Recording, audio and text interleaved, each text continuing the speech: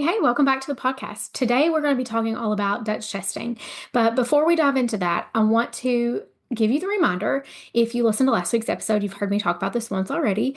But Mama's Advice Vault is kicking off this week. Registrations are now open, so that is linked for you in the show notes to get signed up. Mama's Advice Vault is an audio only event that will be delivered just like this, podcast style. And I have collaborated with around 28 to 30 different speakers, experts in their areas, to come in and provide you with their number one piece of advice in whatever their area of expertise is. So we're talking about topics that are ranging from infertility, preparing for pregnancy, being pregnant, being postpartum, and then on into those toddler years. And there's a variety of topics. There are things that are like really practical, like what to do to get your birth plan ready. There's things like mindset shifts around how to navigate your mindset during motherhood. There's how to manage toddler meltdowns, how to keep some intimacy in your relationship in the midst of like pregnancy and parenting little kiddos. And it's so good. I have personally interviewed all of the speakers, and I'm over halfway done as I'm sitting down to record this today with those recordings, and they are so good. The speakers are like killing it with the topics that they are bringing, that they're speaking on, the advice that they're giving. If you sign up and listen through even half of this event, you are going to walk away with so much knowledge and things that you can like start to implement right away. None of it really is like hard things or things that are going to take you a lot of time. I just like cannot encourage you enough to sign up for that event. Check it out, listen through the interviews that really apply to you in the situation that you're in right now. And I'm obsessed with how it turned out. And I can't wait to hear the feedback from you guys on how much you like it, because I think that you're absolutely going to love it. Okay, so then let's get into today's episode. So it's been a while since I've talked about Dutch testing. Um, Dutch testing, for those of you that may not know, is a dried urine comprehensive hormone test. This is not something that you can get ordered through your traditional OBGYN. This is a functional medicine test, and typically you have to be working with a functional medicine provider like myself to get it ordered. Um, One of the questions like that I commonly get and that I wanted to tackle in this episode is like, who should get a test? When should you get a test?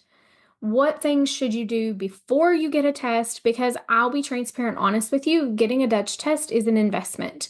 You can use your HSA and FSA accounts to help cover those costs, but it's not something that, to my knowledge, or at the time of this recording, insurance is going to cover for you. And hopefully that's something that we see change in the future, because the test in itself is absolutely incredible. And the amount of information that you get from the test is super valuable, and it is more accurate than what we can see in blood work.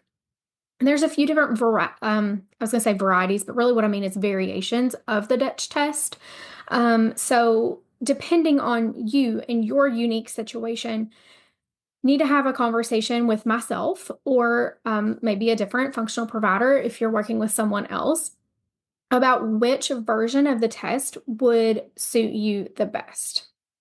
So let's get into who should really get a Dutch test. So Dutch testing, we're going to use that as a tool when we need to see what your female sex hormones are doing and what your cortisol level is doing. This is really going to come into play when people are suffering really badly with their periods, or there's infertility going on and we've like tried some other things that we can't really pinpoint the reason. We don't know why that's happening. Um, and then it's also a beneficial test for some women as they go into perimenopause and menopause. Now, that's not personally the largest clientele that I work with. So I'm not going to speak on that a whole lot, but I do have some colleagues that if you're in that season of life and you would like to get a Dutch test for that reason, I can refer you to them. I am typically working with the woman that is either trying to get pregnant or postpartum with, like a kid or two running around. maybe four kids like myself, and you're just trying to get back to a place of like feeling your best and not having terrible periods. Because sometimes that happens after pregnancy and after coming off birth control for years, and there's so many reasons for that. But I really want to touch on who should not get a test. And this opinion is my own. You may have other practitioners that would still sell you a Dutch test in these situations. Um, and some would not. It's just these are like the situations that I feel like it is not the wisest spend of your money to get a Dutch test. So there's some hard stops. Like you're not going to do a Dutch test if you're currently pregnant. That would make zero sense. In my opinion, you're also not going to do a Dutch test if you are on birth control because your birth control is what's currently dictating your hormones, not anything naturally occurring in your body. So we wouldn't get valuable insight in the testing. And anytime, not just with the Dutch test, even HTMA tests, I don't recommend these tests unless someone can take the test and we can utilize the information to be truly like impactful and make positive changes. I want the information that we get from a test to be actionable because if it's not, we've like defeated the whole purpose in doing the test in the first place and it's been a waste of money. So, okay, I said pregnancy on birth control. Someone that's breastfeeding, I also would not run a test. I'm sure there's maybe some exceptions to that, but breastfeeding suppresses some of our female sex hormones. So, ideally, I would not do a Dutch test on a breastfeeding client until they had weaned and they had had 3 natural cycles after they weaned because we want to give the body time to regulate itself before we just jump into testing for no reason. Like sometimes our body just needs a little time to kind of work out some kinks. And if you remember from previous conversations with me, what you're doing today impacts your egg health and therefore your period 100 days from now. That's roughly 3 months of cycles. So that's why I say we should have that waiting period between weaning from breastfeeding and doing a Dutch test because it may just be that your body needs a little bit of time to re-regulate and rebalance itself. And, it would be terrible to do a test too early when your body's really going to like figure itself out without, the testing or your interventions. So now I want to talk about what things you should do before you jump to a Dutch test. If you're like not in any of those situations, you're like, no, I'm just like, average gal over here. I've been off birth control for a while and I'm just not happy with the way that my periods are, or I'm trying to get pregnant and I'm not being successful. There's some things that I would highly recommend that you do before you jump into a Dutch test. So first and foremost, we want to make sure that you've given your body time coming off birth control to adjust. And again, that's going to be about a 3-month period. The other thing is that we want to check in on your foundations. Are you eating enough? Are you getting enough protein and enough fiber? What supplements are you taking? And that can be like good or bad. Like we might need to add some things, or also if you're taking like a slew of supplements, we might want to take those away and just like kind of start fresh.